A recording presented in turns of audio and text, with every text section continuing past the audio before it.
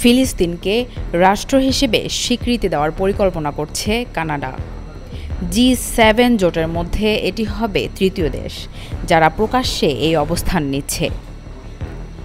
এর আগে ফ্রান্স ও যুক্তরাজ্য একই পদক্ষেপ নিয়েছিল। কানাডার এই ঘোষণার পরপরই শুরু হয়েছে প্রতিক্রিয়ার ঝড়। প্রথমেই ক্ষোভে ফেটে পড়েছে ইসরায়েল। তারা বলেছে কানাডার এই সিদ্ধান্ত আন্তর্জাতিক চাপের মুখে বিকৃত প্রচারণা ছাড়া কিছুই নয়। অপরদিকে মার্কিন প্রেসিডেন্ট ডোনাল্ড ট্রাম্প বলেছেন, এই সিদ্ধান্ত আমাদের সঙ্গে কানাডার বাণিজ্য সম্পর্ককে জটিল করে তুলবে।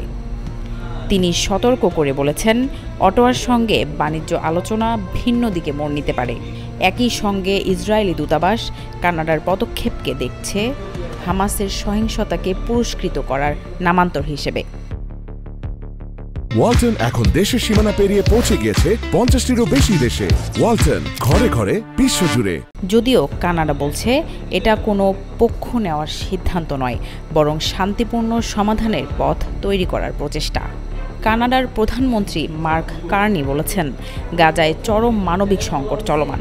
সেখানে মানুষ খাদ্য পাচ্ছে না, চিকিৎসা পাচ্ছে না, নিরাপত্তা তো দূরের কথা।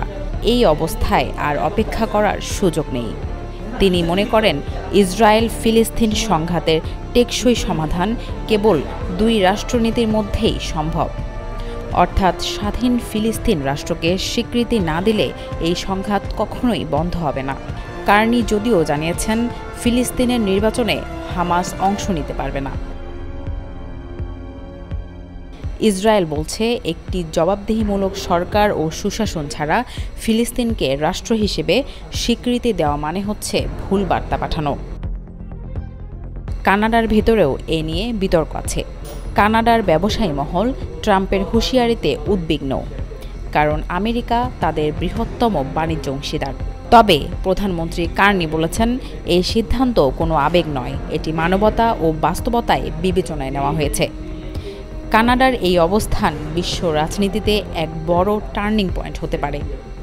একদিকে মানবিক বিবেচনা, অন্যদিকে ভূরাজনৈতিক ঝুঁকি। এই দুইয়ের ভারসাম্য কোথায় গিয়ে দাঁড়ায় সেটা সময় বলে দেবে।